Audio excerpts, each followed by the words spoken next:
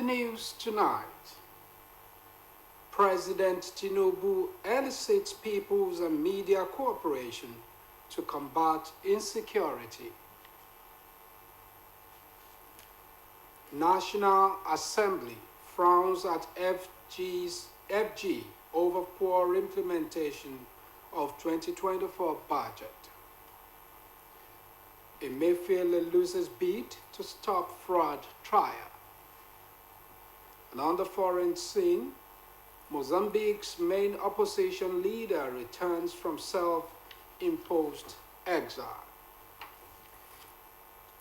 Good evening, the major reports. I am Babatunde Fanawopo.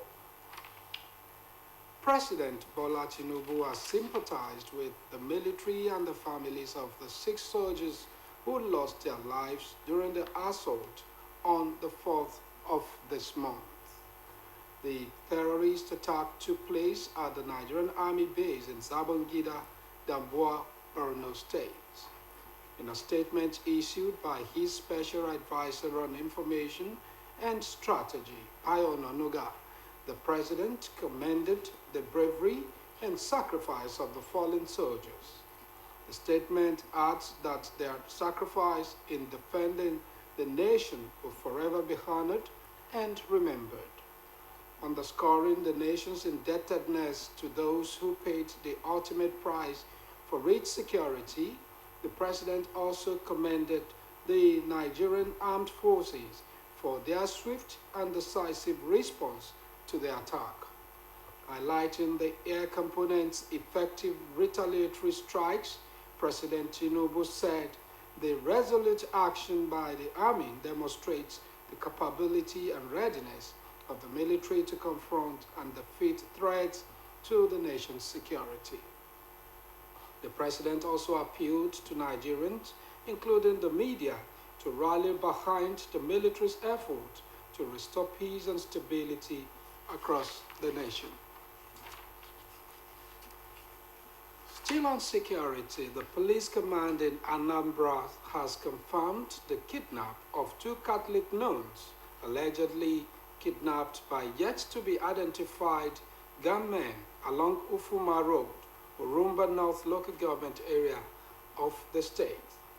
The command's public relations officer, SP Tochukwu Ikenga, confirmed the kidnap incident in a statement issued in Onitsha and made available to newsmen. Ikenga noted that the incident happened last Tuesday evening when the nuns were returning from a vocational service meeting in Ogboji.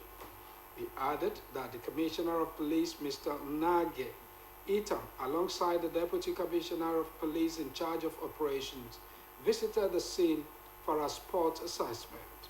Ikenga stated that the command was already working with some clues for the possible arrest of the suspect and rescue of the victims.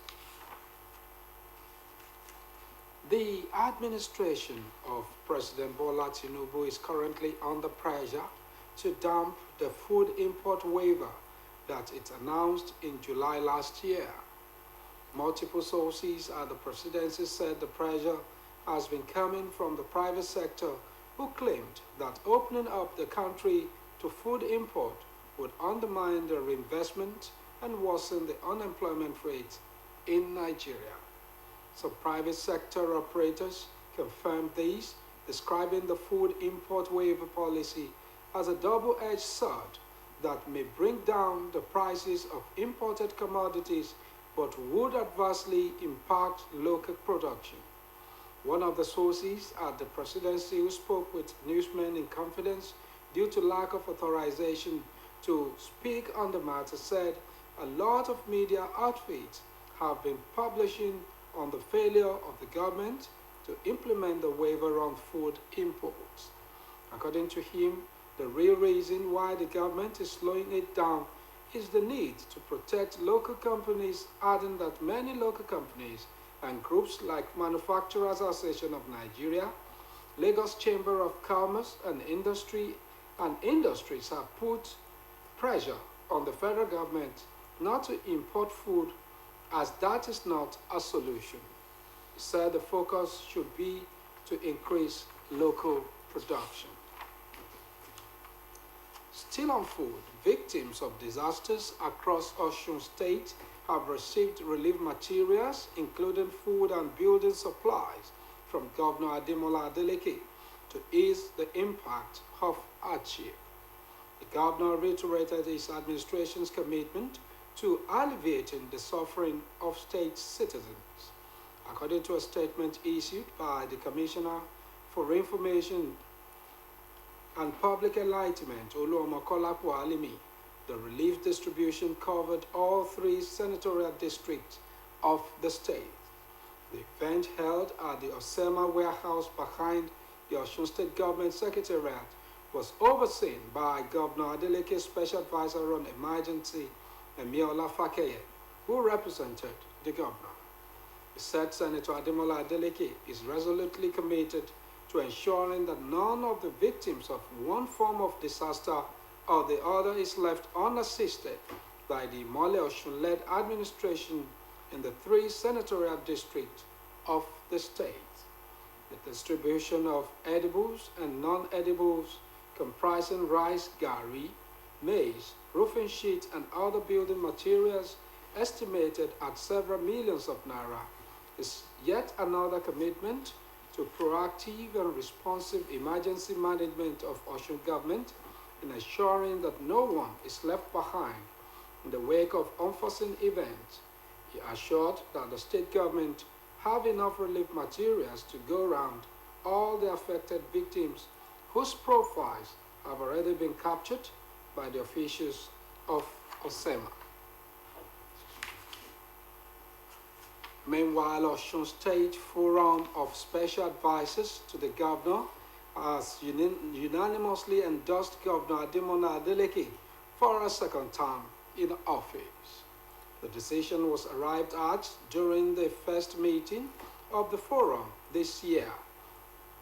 Speaking on behalf of the forum, the chairman, Dr. Adekunle Akindele, chronicled the superlative achievement of Governor Ademola Adeleke in the last 1 year and concluded that the endorsement is very necessary. Members at the meeting all agreed to the endorsement. Dr. Adekunle Akindele, however, admonished members of the forum to be punctual at meetings and be more committed to the party, the People's Democratic Party. The House also passed a vote of confidence on the forum chairman and other ESCO members. This move was made by Honorable Jalili Olaniyan Danku and supported by all other members present.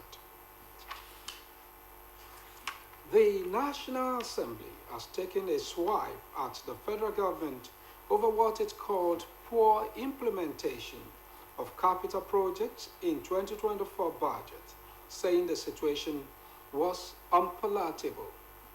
It also expressed serious concern over the huge discrepancies in the size of recurrent expenditure relative to capital expenditure and the low level of fund releases for capital projects for ministries, departments, and agencies in the 2024 budget currently ongoing. Consequently, both the Senate and the House of Representatives have asked the economic team to, as a matter of urgency, release more funds for capital projects so that a great majority of Nigerians could feel the impact of government. The decisions of the National Assembly were sequel to a joint sitting of the chairman of Senate and House committees on appropriation and the Presidential Economic Team on the consideration of 2025 appropriation bill, with Senator Olamilekan Adeola and Abubakar Bichi, chairman of Senate and House committees, respectively presiding.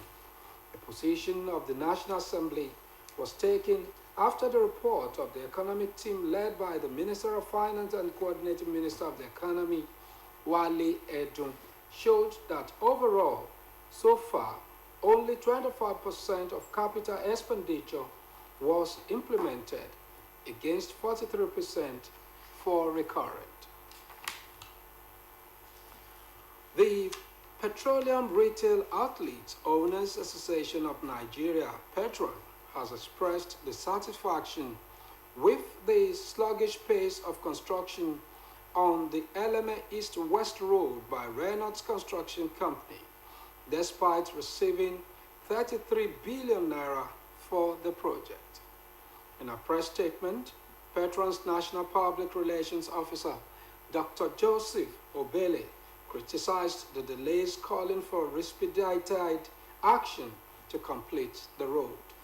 He said the national president of Petron, Dr. Billy Gillis Harry, said RCC's slow pace of work is sabotaging President Bola Ahmed Tinubu's effort to ensure the smooth distribution of petroleum products from the newly commissioned Port Harcourt refinery, despite receiving 33 billion naira from the Federal Ministry of Works.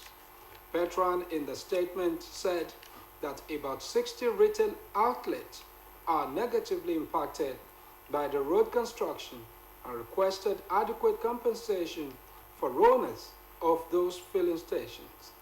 The Minister of Works, David Umahi, in a previous press conference, has also complained about the slow approach of RCC, leading to the issuance of a 7-day ultimatum by the minister. The leader of the indigenous people of Biafra, Nnamdi Kanu, has rejected the federal government's request for the resumption of his trial. Recall that on September 24 last year, a federal high court judge, Binta Nyako, recused herself from Kanu's case after an oral application by the defendant and remit the case file back to the chief judge. Kanu directly told Nyako that he no longer had confidence in her handling of his trial. However, John Toho, chief judge of the Federal High Court, reverted the file to Nyako on the ground that Kanu's application must be brought formally before the court through a motion on notice. As a result, addressed to the Deputy Chief Registrar Adeboyega Awomolo Prosecution Counsel, asked the court to fix a date for the commencement of trial. But opposing the request for a trial date, Aloy Ejimako, counsel to Kanu, in a letter dated December 9, said the ruling of the judge requiring herself from the case subsists. According to him, the defendant takes serious exception to the said letter and vigorously objects to the request by the complainant for a date for continuation of hearing of the criminal case before Justice Binta Murtala Nyako. The Lagos State Special Offences Court has dismissed an application filed by former governor of the Central Bank of Nigeria, Godwin Emefiele, challenging the court's jurisdiction to entertain the $4.5 billion and 2.8 billion naira fraud charges brought against him by the Economic and Financial Crimes Commission, EFCC. Justice Rahman Oshodi, in his ruling, held that the court had the jurisdiction to try Emefiele and his co-defendant, Henry Omoile. The judge, however, struck out 4 of the 26 counts filed by the EFCC against the defendant for lack of jurisdiction. Justice Oshodi explained that allocation of foreign exchange without reason is not defined as an offense under any written law.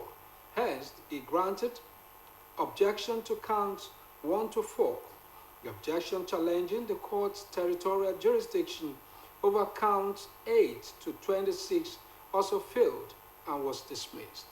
The judge subsequently adjourned the case for trial continuation on February 24 this year. The EFCC had arraigned Emefiele on 26 charges bordering on abuse of office and illegal allocation of $4.5 billion and 2.8 billion naira. Federal High Court in Abuja has issued an order for the interim freezing and forfeiture of over 228.4 million naira linked to a former governor of Abia State, Theodore Orji. Justice Emeka Nwite made the interim forfeiture order following an ex parte application to that effect by the Economic and Financial Crimes Commission, EFCC. The FCC, through its counsel, Fadila Yusuf, who appeared before the judge, said the forfeiture was vital to its investigation into money laundering allegations against the former governor. The judge, after granting the forfeiture order, instructed the EFCC to publish the order in the newspaper to notify interested parties. Orji, a former two-term governor of Abia State, also served as a senator representing Abia Central Senatorial District before retiring from active politics. And on education, reactions have continued to trail the proposed move by the federal government to exclude graduates of the Higher National Diploma (HND) from the National Youth Service Corps (NYSC). Those who spoke in separate interviews with OSBC News called on the federal government not to implement the decision, saying it is criminal. Our reporter, Oluchi Amuda, completes the story.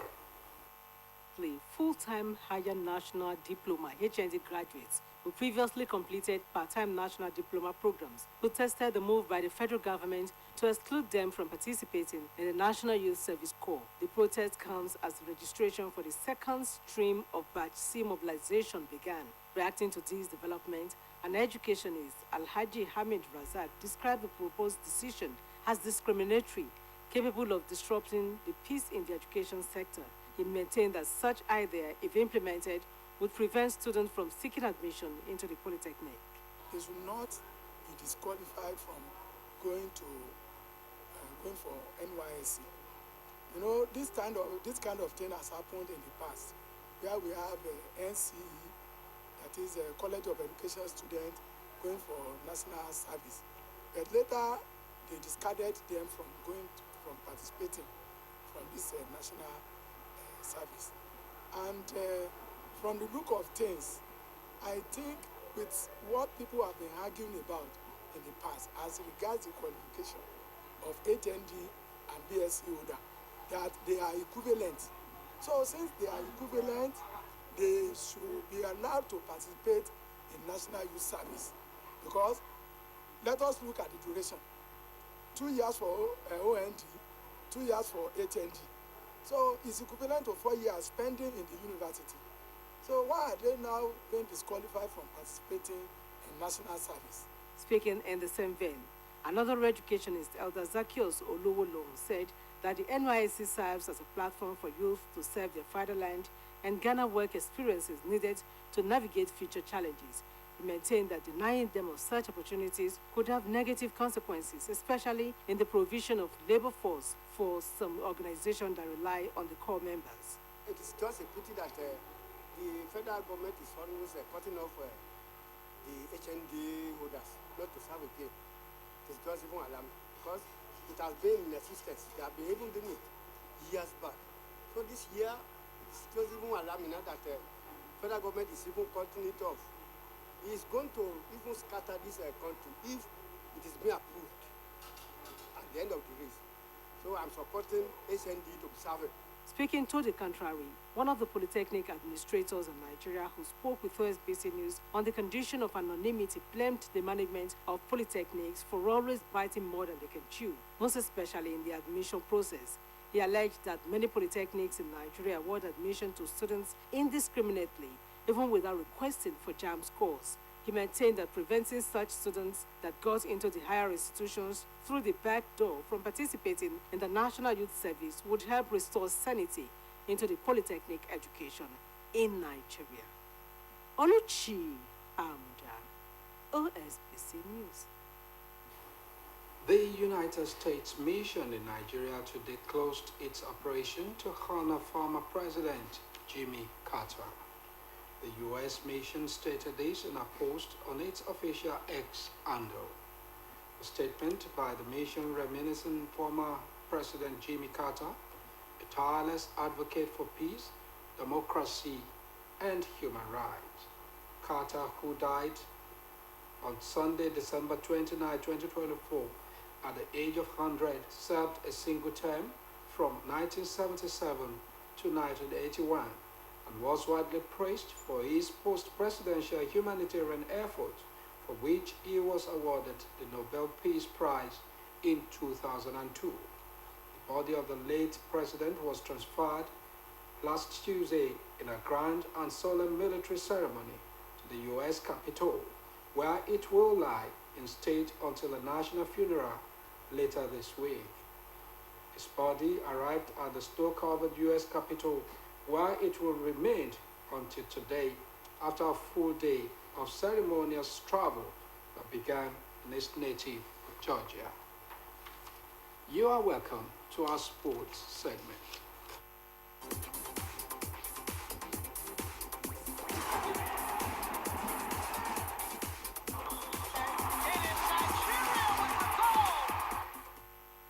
Nasarawa United head coach Kabiru Dogo has expressed disappointment with his side's 2-1 loss to Eyimba Football Club of Aba.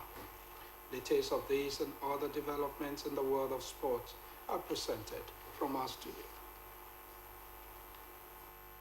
A solid display in the rescheduled Nigeria Premier Football League match day 17 encounter, but failed to come out with a positive result. Joseph Atule latched on to a deft pass from Akani Elijah to calmly slot home into the bottom corner. Nasarawa United clawed their way back with Anas Yusuf equalizing in the 58th minute. In another development, Egyptian giants Al Ahly have no interest in Kelechi Iheanacho, according to the forwards agent Roger Whitman. Iheanacho linked up with La Liga club Sevilla on a free transfer last summer.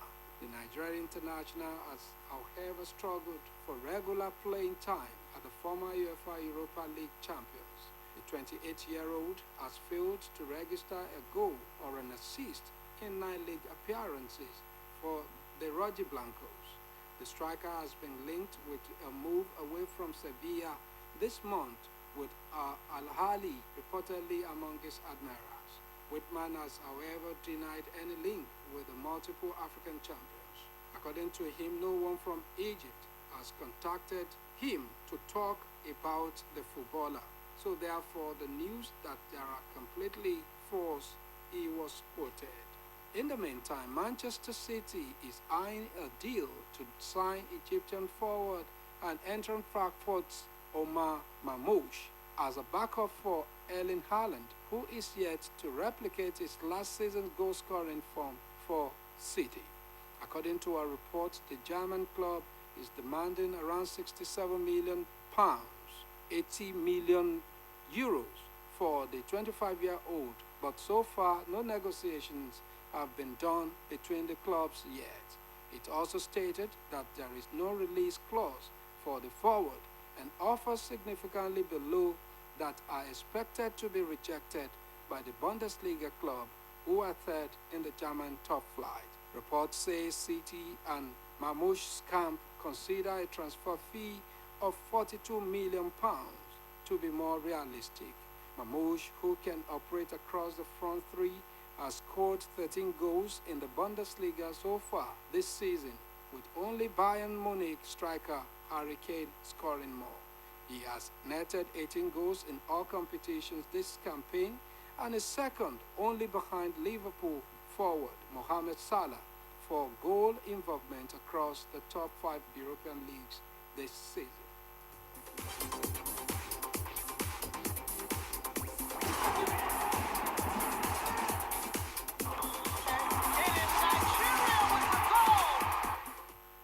On the foreign scene, police have fired live ammunition and tear gas to prevent supporters of Mozambique's main opposition leader, Venancio Mondlane, from reaching the airport to greet him following his return from self-imposed exile.